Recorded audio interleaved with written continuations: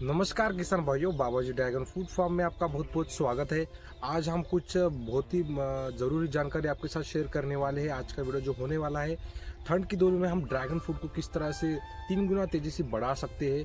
कुछ बढ़िया ट्रिक्स मैं बताऊंगा जो आज तक किसी ने आपको नहीं बताया होगी। शायद यूट्यूब पे किसी ने अपलोड किया होगा ये पहले, लेकिन ये फर्स्ट टाइम होगा। तो आपको अगर समझना है तो वीडियो को एंड तक ज़रूर समझे। जो मैं बातें बता रहा हूँ लॉजिकली, एंड आप किसी भी साथ किसी और चीज़ के साथ भी जोड़कर अपना अच्छा खासा शेड्यूल तैयार कर सकते हो। देखिए दोस्तों, ये जब ठंड का सीजन चालू होता है तो पौधे के ऊपर बहुत ही ज़्यादा स्ट्रेस आता है। अगर स्ट्रेस रहेगा पौधे के ऊपर तो पौधे की ग्रोथ नहीं होगी। अब कितना भी उसको एनपीके दे दे, बहुत सारे लोग क्या करते हैं, दबा के एनपीके डोज दे देते हैं, लेकिन उसके बाद भी उनका क्या होता है, पौधा नहीं बढ़ता है। जिसके क्योंकि ज़्यादा भी एनपीके देने से जो आपका पीएच है वो मेंटेन नहीं हो पाता है, और उसके वजह से जो माइक्रोबियल एक्टिविटी है वो इम्बैलेंस हो जाती है। तो आपको ये समझना है, माइक्रोबियल जो एक्टिविटी हो उनको बैलेंस भी रखना होगा, क्योंकि वही हमारे सबसे ज़रूरी चीज़ है जो हमारे पौधे की ग्रोथ लेने वाली है। तो मैं आपको ये बताऊंगा बड़ी ऐसी ट्रिक नहीं, छोटी सी ट्रिक है, और कुछ एक्स्ट्रा पॉइंट्स भी ऐड हम करेंगे उसमें, जिससे आप और भी बेहतर अपना प्लांट्स ग्रो कर सकते हो। तो चलिए आज की वीडियो को शुरुआत करते हैं। दोस्तों, आप सभी को पता है हम जीवामृत हम घर पे बना सकते हैं। अब बहुत सारे लोग बोलते हैं अरे यार जीवामृत तो हमें पता है, हम इसका क्या करें, हम भी बहुत सारे पहले से यूज़ करते हैं। लेकिन यूज़ करने का जो ढंग जो तरीका होता है वो बहुत ही अलग होता है, और जो आपको पता ही नहीं होगा। आप जो जीवामृत बनाते हैं वो टैंक लेते हैं 200 लीटर पानी में। जो काउ डंक होता है, जो गाय का शेन होता है, हम 10 किलो डालते हैं, गुड़ 1 किलो डाल देते हैं, बेसन 1 किलो डालते हैं, और इसे मिक्स करके हम 7 से 8 दिनों के लिए रखते हैं।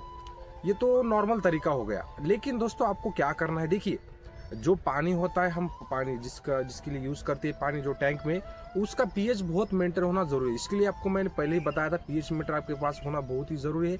अगर आप कोई भी फ्रूट फार्मिंग कर रहे हैं तो पीएच मीटर आपको ज़रूर लेना है। पीएच आपको मेंटेन रखना है, 6.5 से लेकर 7 के बीच में आपको पीएच मेंटेन रखना होता है।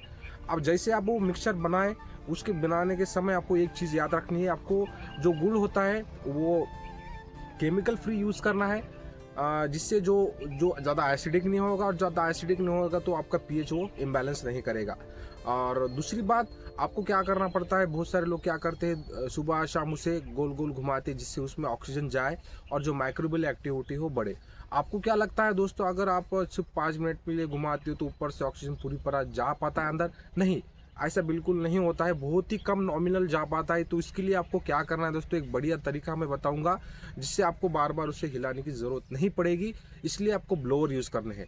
जब भी आप कौन सा भी आप स्लरी बनाए तो हर स्लरी में जो माइक्रोब्स होते हैं, अगर उसको आप एक ब्लोअर ऐड कर देते हो, जो वाटर ब्लोअर होता है, मैं आपको दिखा रहा हूँ, यहाँ पर देख सकते हो फोटो, आपको अमेजोन पे मिल जाएगा, 1000 रुपये के अंदर अच्छा सा एक ब्लोअर ले लेना आपको।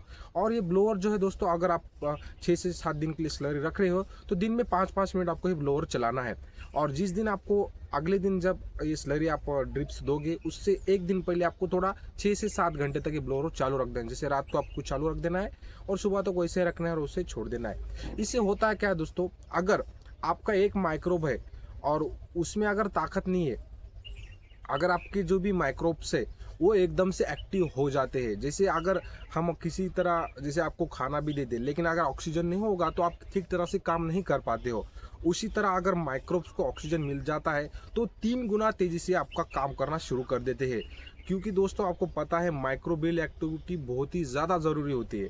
आप बहुत सारे लोग बोलेंगे जीवाणु से क्या ग्रोथ होती है? नहीं दोस्तों, जीवाणु से ज़्यादा ग्रोथ नहीं होगी, लेकिन जो माइक्रोबियल एक्टिविटी वो ज़मीन में जाके बढ़ाएगा, और जो आपने जो एनपीके दिया है पौधों को, वो उसे अपटेक करके देगा, उसके बाद आपकी ग्रोथ स्टार्ट होगी। बहुत सारे लोग क्या समझते हैं कि जीवामृत देने से ग्रोथ होगी। नहीं दोस्तों, ये जो ड्रैगन फ्रूट है इसे बहुत ज़्यादा खाने को लगता है। जिस तरह की उसकी ग्रोथ होती है, जिस तरह के उसका स्टेजेस होते हैं, उसमें बहुत सारी उसको एनपीके की ज़रूरत पड़ती है। तो इन दिनों में आपको ये ज़रूर करना है। दूसरा पॉइंट मैं यहाँ पर ऐड करने वाला हूँ ग्रीन मिरेकल का। देखिए, आपको हर 10 दिन में एक बार ग्रीन मिरेकल का स्प्रे ज़रूर लेना है। 20 लीटर के पंप को आप इस्तेमाल कर सकते हो, 40 ml ग्रीन मिरेकल, जो कि आपको किसी भी वेबसाइट पर मिल जाएगा। जो आपका जो स्ट्रेस रिलीज करता है वो उस पौधे से उसको बचाएगा। ज़्यादा स्ट्रेस नहीं आने देगा। अब बहुत सारे लोग बोल रहे थे कि पीलापन हमारे पौधे के ऊपर आ रहा है, ज़्यादा धूप भी नहीं है, तो ये होता है दोस्तों स्ट्रेस की वजह से। और दूसरी चीज़, फंगस का भी अटैक हो जाता है इन दिनों में ठंड ज़्यादा पड़ने की वजह से, क्योंकि पौधा यहाँ पर नाजुक होना स्टार्ट हो जाता है ठंडी की वजह से। तो आपको इन दिनों में क्या करना है, ज़्यादा से ज़्यादा गुड़ का इस्तेमाल करना है। गुड़ केमिकल फ्री गुड़ का इस्तेमाल करना है, जिससे आपकी जो ज़मीन में है वो गर्मी बनाए रखता है। चाहे तो आप हैंड मैन्योर भी डाल सकते हो, जिसमें और भी ज़्यादा गर्मी होती है, और उससे भी आपका पौधा बहुत ही अच्छी तरीके से मेंटेन रहेगा और ग्रोथ भी अच्छी होगी, क्योंकि इसमें नाइट्रोजन लेवल बहुत ज़्यादा होता है। ये हो गया दूसरा पॉइंट दोस्तों। अब तीसरा पॉइंट आपको क्या करना है। अब इन दोनों में जैसे मैंने बताया फंगस का अटैक होता है, कई स्पॉट रेड स्पॉट आने लगते हैं, तो आपको हेवी डोज यूज़ नहीं करना है। बहुत सारे लोग क्या समझते हैं कि अगर मैंने ज़्यादा डाल दिया फंगीसाइड तो हमें फंगस नहीं आएगा। ऐसा नहीं करना है, पौधे को मेंटेन रखना है, ज़्यादा भी नहीं देना है, कम भी नहीं देना है। आप ब्लू कॉपर का शुरुआत कीजिए, ब्लू कॉपर से। अगर उससे मेंटेन नहीं हो रहा तो एमिस्टर टॉप इस्तेमाल कीजिए, और इसका जो है आप ग्रीन मिरेकल के साथ मिक्स करके ही आप स्प्रे कर सकते हैं, जिससे फंगस भी कंट्रोल हो जाएगा, पौधे का स्ट्रेस भी कंट्रोल हो जाएगा। और दोस्तों आपको महीने में 2 बार कम से कम अमाइनो एसिड का ज़रूर स्प्रे करना है इन दिनों में, जिसकी वजह से जो और भी ज़्यादा स्ट्रेस आ रहा है पौधे को, वो बहुत ही ज़्यादा कम कर देता है पौधे के ऊपर, अगर आप अमाइनो एसिड इस्तेमाल करते हैं। क्योंकि अमाइनो एसिड महंगा है मुझे पता है, लेकिन हम आगे जो, अगर आप अच्छा इस वीडियो को रिस्पॉन्स करते हैं तो हम आपको बताना सिखाएंगे कि होममेड अमाइनो एसिड किस तरह से बनाया जाता है, और उसकी जो हमने लैब रिपोर्ट भी निकाले वो भी आपके साथ शेयर करेंगे, और उसके बहुत ही अच्छे रिजल्ट है। वो सिर्फ 20 से 30 रुपये लीटर में बन जाएगा, आप घर पर भी बना सकते हो। उसके लिए आपको वीडियो को अच्छे से अच्छा शेयर करना है और ज़्यादा से ज़्यादा लोगों तक ये वीडियो पहुँचानी है। दोस्तों ये वीडियो कैसा लगा आप कमेंट में बताइए। अगर आपके कुछ सवाल होंगे तो वो भी हम आपको, जो भी आपके सवाल होंगे उसका ज़रूर रिप्लाई करने की कोशिश करेंगे। तो दोस्तों चलिए मिलते हैं अगले, तब तक के लिए जय हिंद।